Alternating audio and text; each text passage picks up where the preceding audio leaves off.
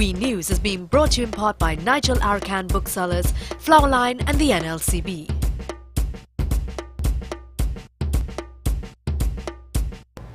Good evening and thanks for joining us here at We News on Gayelle the channel. I'm Cindy F. Daniel. Last night, Acting Prime Minister Jack Warner announced that the People's Partnership government would soon recommence hangings. The last state executions in Trinidad and Tobago took place in 1999 with the hanging of Abdul Chedi and his gang, who were hanged at the Royal Jail on Frederick Street. We News spoke today with Attorney-at-Law Omlala to get a sense of what the nation's legal position is on the death penalty. Capital punishment is and remains on our statute books and is the law. So accordingly, it is one of the sentences that must be implemented if the law is to be properly carried out.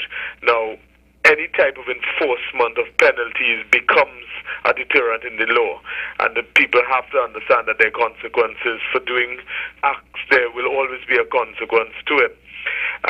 Until the law is changed, the death penalty remains a viable option that must be implemented. Lala also spoke on the symbolism of the continuity of the death penalty, how it reflects on the government, and what it could mean to the people. Well, worldwide, the hanging has never really proven to be an actual deterrent, but really the impact of it is that it remains on our statutes and it is the law.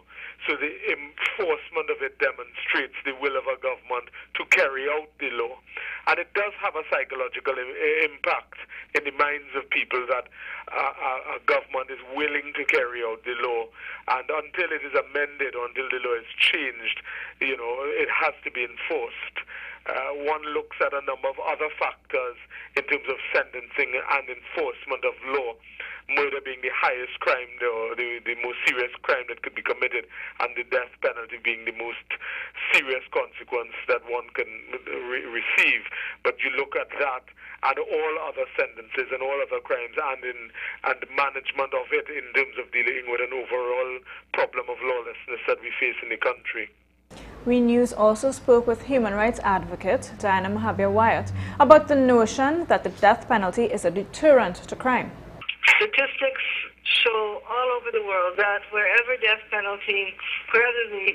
carrying out of the death has been mandated in a country, the murder rate does not go down. In fact, it has always gone up.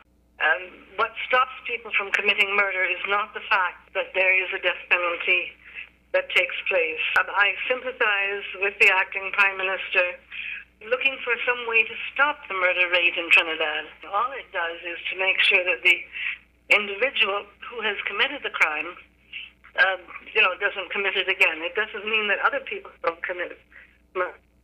And when you consider that the rate of detection of murders in Trinidad is so low, even the arrest rate is not very high. But when they go to court, people are let off because no one will give evidence, because if they give evidence, they know in a small country like this they are going to be killed too. And the reason they're going to be killed is because they are condemning somebody to die, which is supposed to be a crime that we are against. We also spoke with ex-prisoner Wayne Chance, who now runs the organization Vision on Mission, to get his views on the death penalty. Capital punishment will definitely send a strong message to the criminal element that the state is serious about dealing with persons who take someone else's life. There are a lot of mixed opinion where this particular issue is concerned. But the law of the country is the law of the country.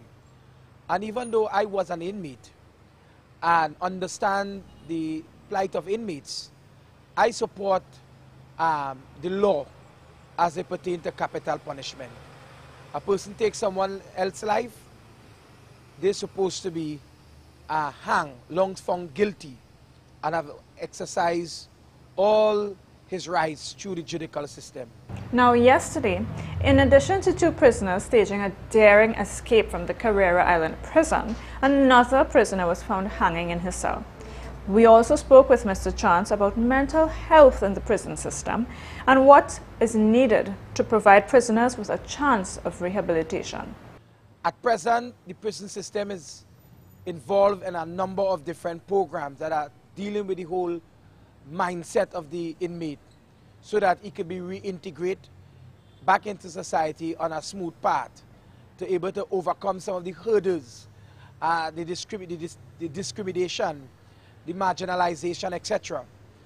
But if for some reason or the other the inmate were not involved in any of those particular programs, certainly when he come out of prison, he will be disturbed and definitely would seek a path that is very destructive, because to fit back into society coming out of prison is an uphill. We have a number of inmates who would access programs in the prison, involved in several different initiatives, and still come out of prison and go back to that which was that life of crime. They, fail to find that strength, that courage to stay on the straight path and end up back to a life of crime.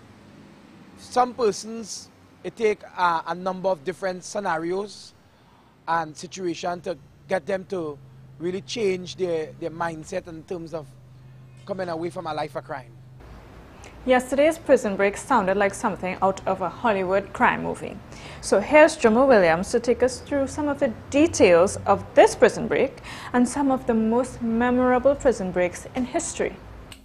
Yesterday, 2 prisoners who were incarcerated at TNT's maximum security island prison decided to go for a swim in the Gulf of Paria. It is not the first time prisoners have attempted to swim to the mainland. Most of the prisoners who attempt the water escape, however, get caught still in the waters, only accomplishing to get themselves wet and tired. However, 41-year-old Andy Downey of Gasparillo, on his first attempt, managed to make it to the mainland. So we here at We News decided to take a look at some other prison escapes.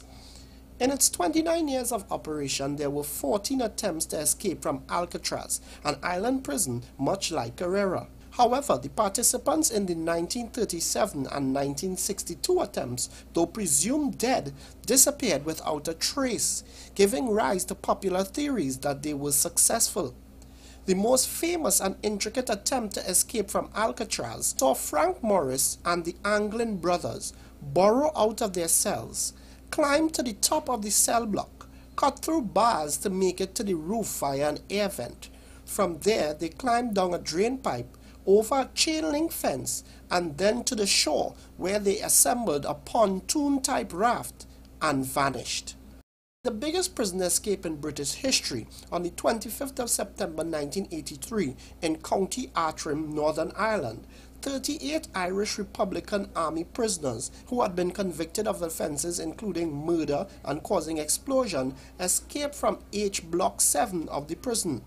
HM Prison Maze was considered one of the most escape-proof prisons in Europe. In addition to 15-foot fences, each H block was encompassed by an 18-foot concrete wall and topped with barbed wire. Shortly after 2:30, the prisoners took control of the H block, holding the prison guards hostage at gunpoint.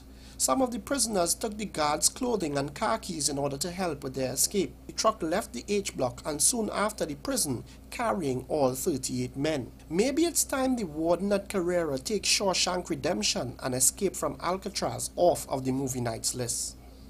This is Jomo Williams for We News. We're taking a quick break now. When we come back, Ecuador wants to get paid to not dig up their oil. Stay with us.